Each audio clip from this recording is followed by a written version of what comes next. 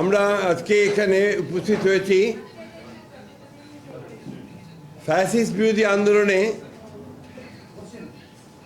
আমাদের সঙ্গে একাত্ম হয়ে কাজ করেছেন দীর্ঘ 15 বছর জাতীয় পার্টি না জাতীয় দল বাংলাদেশ জাতীয় দল বাংলাদেশ জাতীয় দলের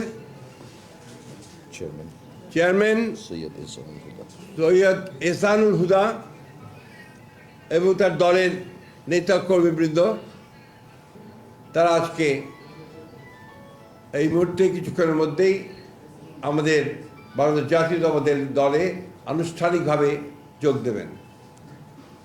আমরা আশা করছি যে তাদের এই বিএনপিতে যোগ দেওয়া বিএনপিকে আরও শক্তিশালী করবে এবং একই সঙ্গে আমাদের যে গণতন্ত্রের জন্য সংগ্রাম তাকে আরও বেগবান করবে।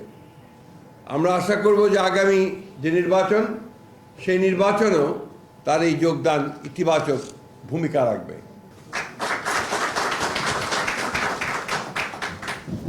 এই কোথায় ওই মেম্বারশিপ